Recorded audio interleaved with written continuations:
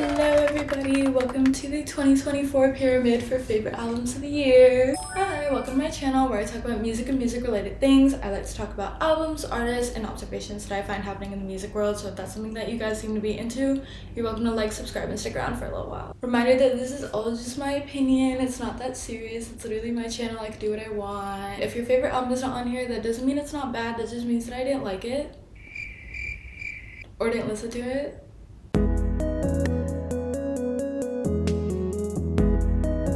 Alright, so starting with the bottom row, number 10 was the Knocked Loose album. Their album is called You Won't Go Before You're Supposed To. Here with the Grammy-nominated song Suffocate with help from Poppy, Knocked Loose. It was good. I really enjoyed Knocked Loose. It definitely made my top 10. It helped me expand into different kinds of music that I wouldn't normally listen to. I would say my favorite tracks on it were the intro track, the third track, and the fourth track. I think what really set it apart for me was after seeing them on Jimmy Kimmel, I kind of like, not really saw them in a new light, but you know, I gave them a second chance and I was like, wow, this stuff is like actually not that bad. Or like, not that I thought it was like bad before. I thought that it was better, I guess. Not much else to say for them. I'm excited to see what they have in 2025. I hope it's similar, but I hope to see them evolve more. I don't know, besides that, they were pretty good. Album number 9 is Hit Me Hard and Soft by Billie Eilish. When this album came out, I really liked it right from the start. I listened to it immediately as it came out, and I think the songs that really stuck with me were, I liked Blue, I liked the L'Amour de la Vie edit, and then I liked Lunch. So I think those were definitely my 3 favorites. Maybe Birds of a Feather would be like glitch with Lunch. I don't really know. They're both pretty good. The album is 9th place because there are better albums. I enjoyed it, but it was like, it came out in like May, and I feel like other artists came out with more albums since then that I also enjoyed, which is whatever. I mean, it made the top 9, so that's pretty good. I've been listening to Billie's music since like I was in 7th grade, so I was like 11 or 12. So seeing her music kind of evolve since then has been really cool. I think that, especially after watching her Vanity Fair video, I think her music has definitely really evolved. I think she's evolved a lot as a person, and hearing her say just how proud of this album she is makes me like it more. I think the only downside is I didn't get to see her on tour because she didn't come to Texas. Unfortunate, but it is what it is. Okay, 8th place, Brat. I think the only reason it's not higher is because it's been out since like June. I'm counting Brat as like comprehensive of like Brat, the extra 3 songs, and then the remix album. I think the only reason it's not higher is because it came out in June and I've been listening to it literally every week since then. So it's a little bit overplayed, but I also like, there's no songs that I really like dislike from it. Like, I love every single song. I think most of the remixes are amazing. I loved that Billie was on it. I loved Caroline Polachek. I loved the Ariana Grande remix. I know not a lot of people didn't like that, but I thought it was really good. For all of Charli's hard work and for the amazing year that she's had, she's earned a place on our top 10. And now for our last album on the bottom row, number 7, my bad, is Doechii. She is nominated for 4 Grammy Awards, including Best New Artist, performing a medley from her mixtape, Alligator Bites Never Heal.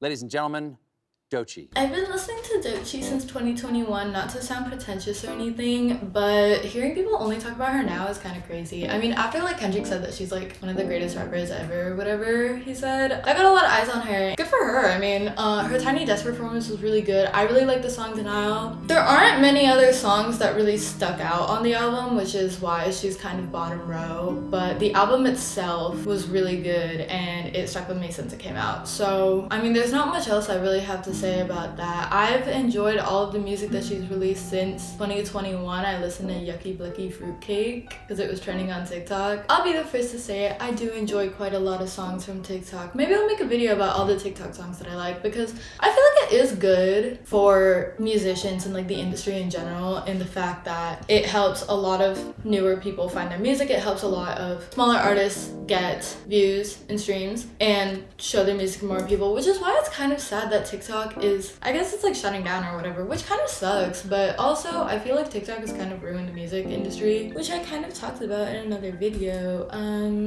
the sense that like people are kind of pandering their music more to TikTok rather than making actual meaningful music, which sucks, but I mean, a coin has both sides. Anyways, 3rd row, McGee album. The only thing that I really have to say about this album is I wish I got into McGee sooner because, okay, I'm naming my place right now. I started listening to him in 2023 with the rollout of this album, so I'm not a bandwagon. But I didn't really start getting into him more until after his SNL performance, which is really unfortunate because this album is so good. Like, I love Elisa's, I love Candy, I love How Many Miles. I could go on and on and on about all the songs that I like on this album. I think it's so good. I love Rockman, which isn't on the album, so I, can't really talk about it. I mean, I find McGee's music really interesting. It's very different than a lot of other music I listen to with like his guitars and like his voice. Just like the way that he sings, like his diction and words is just very different from a lot of other artists that I listen to. Not saying that he's like the most unique artist ever out there. If you think that, then that's amazing. If you don't think that, that's also amazing. Whatever, you have your own opinion. But I thought his music was pretty good, and I think that's really cool. And that's why this album is on the 3rd row instead of the 4th row. Anyways, middle album.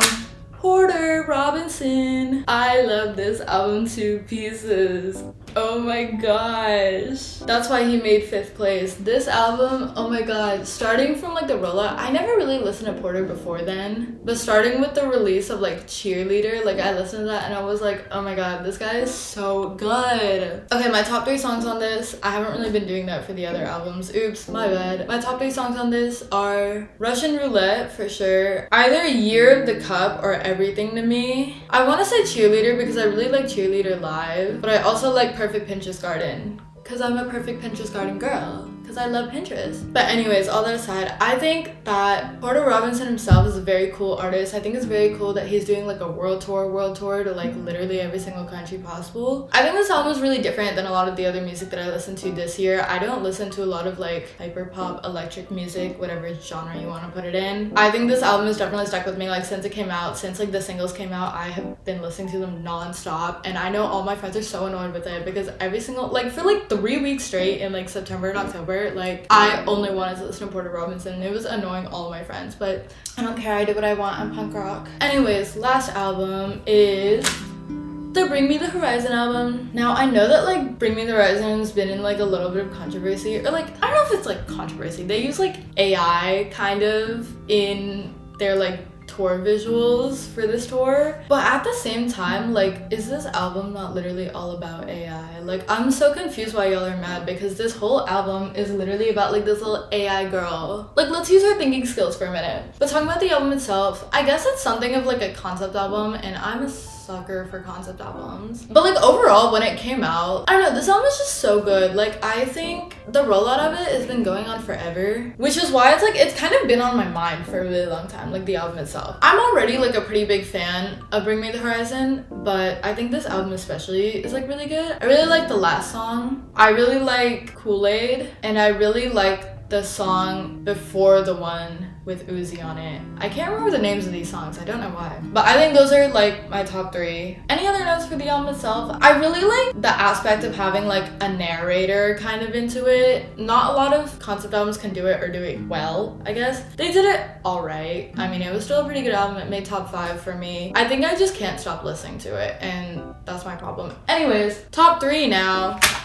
Halsey. I love Halsey. She's amazing. I already made a whole video about this album and its rollout, which I thought was so creative and I love it so much. For Christmas, I got a Halsey vinyl, and I think that's pretty awesome. My thoughts on this album itself, my top 3, Hurt Feelings #1, that's for sure. I have too many favorites, I can't choose. I would do, okay, Hurt Feelings for sure #1, and then maybe Lonely as the Muse or Lucky, and the last Letter to God song, I think, would be my like top 3, top 4. I think this album itself is so good. Like I've already rambled on for like literal hours about this album, like talk to anyone I know, but I love Halsey so much. I can't wait for her tour. Hey Halsey, if you see this, I would really appreciate a Dallas ticket to tour. I think this album is like so good. I literally could go on for hours about this. I have gone on for hours about this. Each song tells like such a different story. It's not really a concept album more than it has this overarching theme. So I don't know if I'd really count it a concept album, but I think just the whole idea of the album itself and just the way that she went about making it is so creative, and all of her music is so creative. I've been listening to her since like 2015. Like I've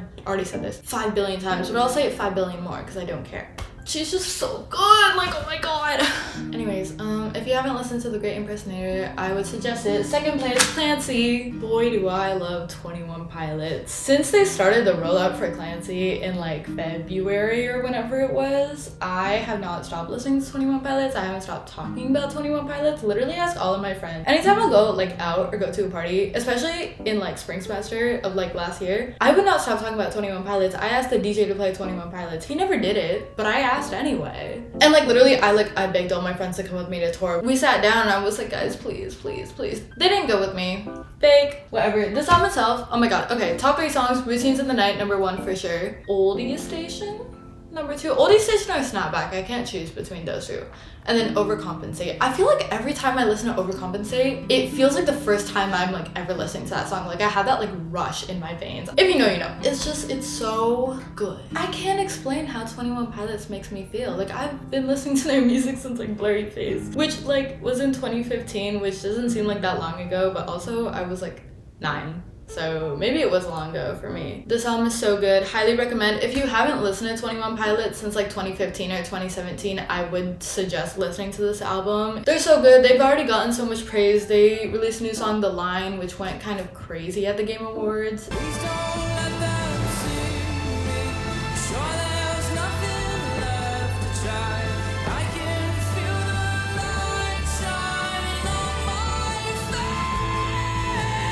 They're so good. I highly suggest listening to them if you haven't already. Time for number 1. Who's excited? Who has absolutely no clue what the album is gonna be? It's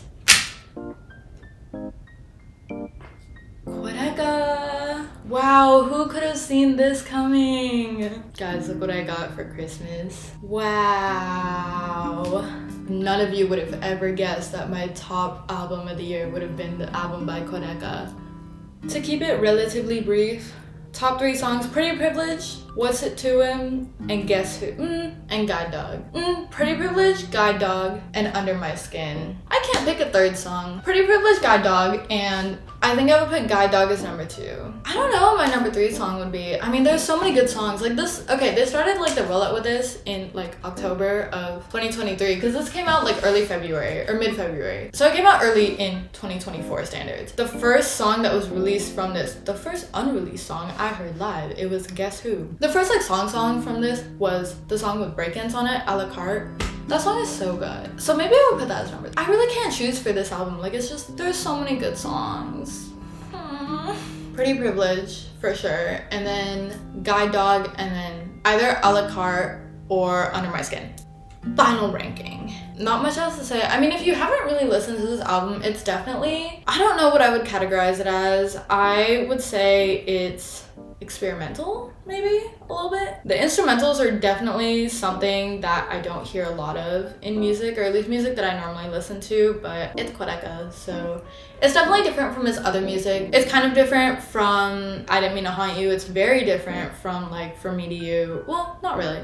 It's kind of different from Me to You in the sense that like it's definitely a more elevated version, and it's definitely different from albums like Voice Memos. So if you haven't listened to Quadeca in a long time, or if you listen to similar artists like Break-Ins or like Jane Remover, or just like more experimental music, or you're just looking for something new to listen to, I would highly suggest listening to Scrapyard. That's really all I have to say. There were some honorable mentions that I didn't really talk about, like the Peggy album and the Kendrick album, so I'll put a top tier with albums that I also like but didn't really talk about, and then I also have a playlist of all my like favorite albums, so I can link that below. Besides that, I don't really have much. I mean, this was like kind of a short video. For 2025, I really want to try listening to 1 album a day, so I can catch up on music that I've been wanting to listen to, and I need more recommendations for that, so comments. Besides that, not much else. Merry Christmas, Happy Holidays. By the time you see this, I'm gonna be on vacation, so see you in the new year, I guess. Bye!